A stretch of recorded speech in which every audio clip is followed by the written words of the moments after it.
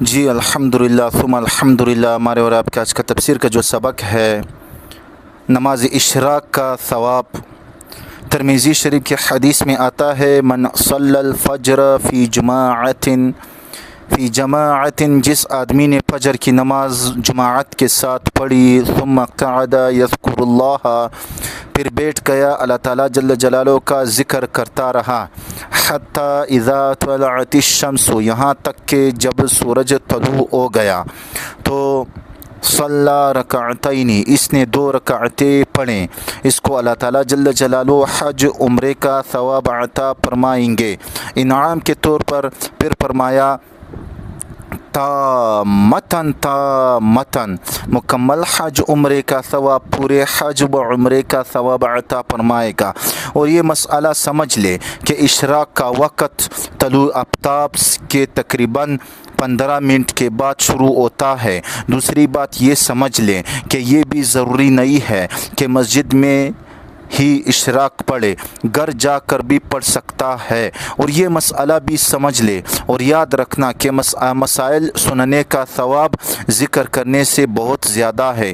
بعض لوگ ایسے ہیں کہ ادھر درس ہو رہا ہے اور وہ تسبیح پھیر رہے ہوتے ہیں۔ بھائی ٹھیک ہے، اللہ تعالیٰ کا ذکر بھی بڑی چیز ہے، مگر قرآن اور حدیث کا سمجھنا بہت بڑا کام ہے۔ یوں سمجھو کہ ایک آدمی سارا دن ذکر کرتا رہے اور دوسرا آدمی 5 منٹ بیٹھ کر مسائل سمجھ لے، اس کا ثواب اس سے زیادہ ہے۔ اور یہ جو فرمایا ہے کہ اس کو حج عمرے کا ثواب ملے گا، یہ بطور انعام کے ہیں۔ جس طرح کہ حدیث پاک میں آتا ہے کہ جس شخص نے مسجد قباء میں 2 رکعتیں پڑھے، اللہ تعالیٰ وحدہ لا شریک پاک جل جلالہ اس کو عمرے کا ثواب عطا فرمائے گا۔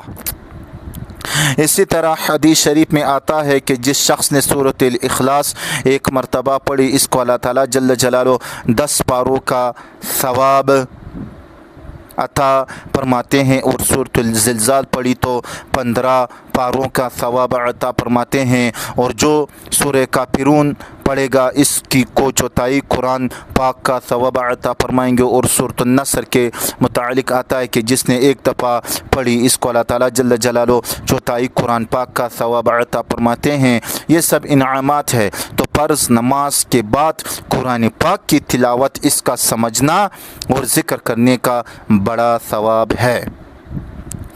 وَإِذَا اطْمَأْنَنْتُمْ، پھر جب تم مطمئن ہو جاؤ، اللہ تعالیٰ فرماتا ہے کہ تم خوف نہ ہو، تمہیں خوف نہ ہو اور سفر بھی نہ ہو، فَأَقِيمُوا الصَّلَاةَ، تو قائم کرو نماز کو دستور کے مطابق، إِنَّ الصَّلَاةَ كَانَتْ عَلَى الْمُؤْمِنِينَ، بے شک نماز ہے ایمان والوں پر کتاب موقوتا، لکھی ہوئی مقرر وقت کے اندر۔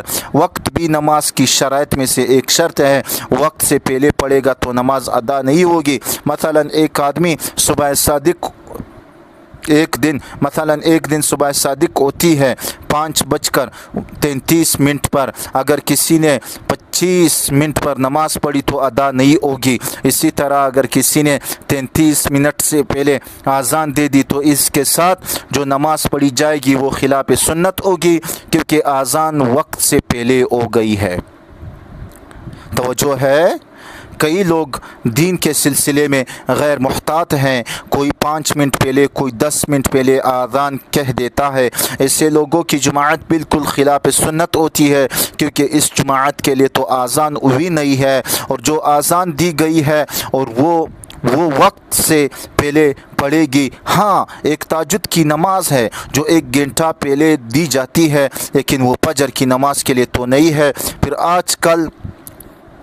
آج کل نقشے ہر جگہ موجود ہیں، گھڑیاں بھی ہر ایک کے پاس موجود ہے، اس لیے مؤذنین کو اس بات کا خاص خیال رکھنا چاہیے کہ مسجدوں کی گھڑیاں بھی خراب نہ ہو اور اپنی گھڑیاں بھی خراب نہ ہو، اور نقشے کے مطابق اذان دے۔ لاہور سے ہمارا اصولی طور پر 1 منٹ کا فرق ہے، مگر ہم 4 منٹ بعد اذان کھلواتے ہیں کہ ممکن ہے گھڑی میں فرق ہو۔ لوگوں نے روزے بھی رکھے ہوئے ہوتے ہیں، کیونکہ بعض لوگ نفلی روزے بھی رکھتے ہیں تاکہ ان کے روزوں میں گڑبڑ نہ ہو اور زیادہ تاخیر بھی نہیں ہونی چاہیے۔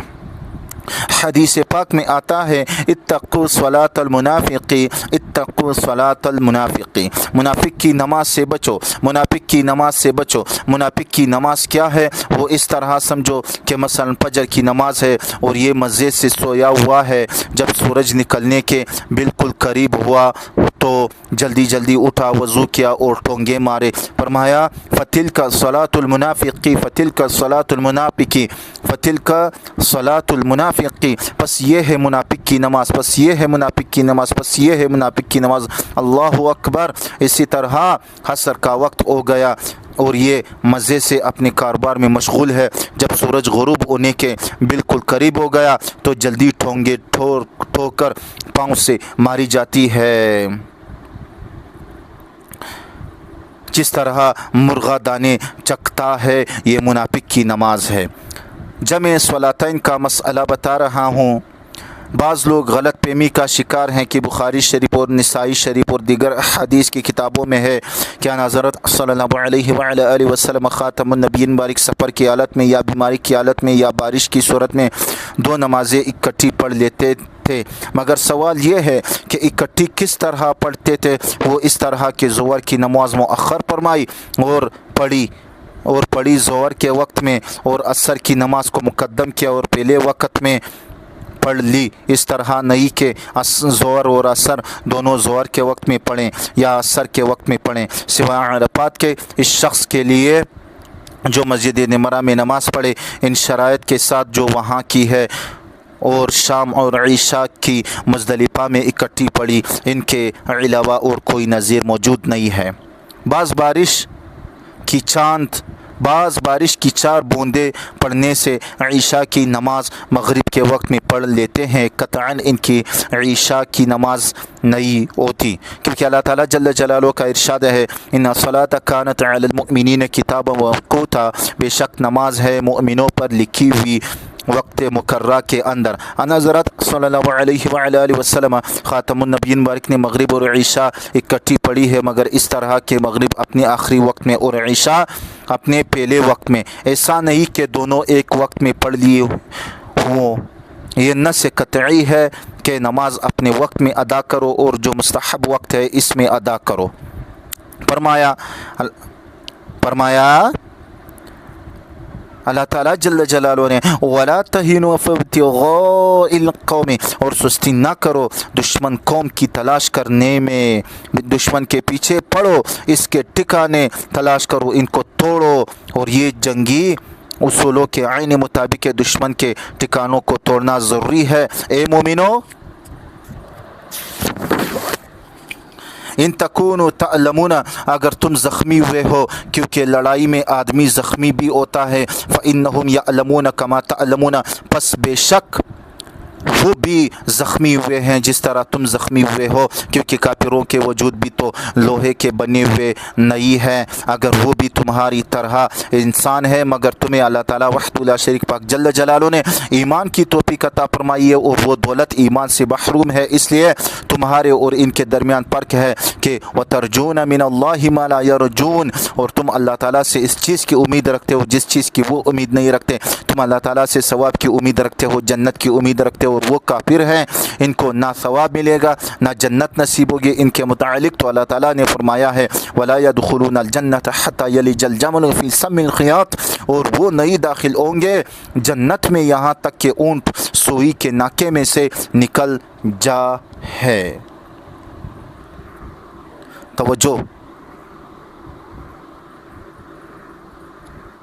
نکل جائے۔ اونٹ کا سوئی کے ناکے سے گزرنا تو ہو سکتا ہے مگر کافر جنت میں نہیں جا سکتا۔ دیکھو اونٹ کتنا بڑا اور سوئی کا ناکا سوراخ کتنا باریک ہے کہ اس سے داغا مشکل سے گزرتا ہے، تو فرمایا جس طرح اونٹ سوئی کے ناکے سے نہیں گزر سکتا اسی طرح کافر جنت میں نہیں جا سکتا۔ اللہ، جنت کا داخلہ تو دور کی بات ہے۔ 8ویں پارے میں آتا ہے کہ دوزخی جب جنتیوں کو کھاتے پیتے دیکھیں گے میوے وغیرہ تو کہیں گے کہ ہمیں بھی تھوڑا سا کھانا اور پانی دے دو، تو جنتی جواب دیں گے ان اللہ حرمہما علی الکافرین، سورۃ الاعراف کی آیات نمبر 50، جس کا ترجمہ یہ ہے اللہ تعالیٰ جل جلالہ نے ان کا رزق اور پانی کافروں پر حرام کر دیا ہے، ہم نہیں دے سکتے۔ اور وکان اللہ علیما حکیما، اور ہے اللہ تعالیٰ جل جلالہ جاننے والا اور حکمت والا۔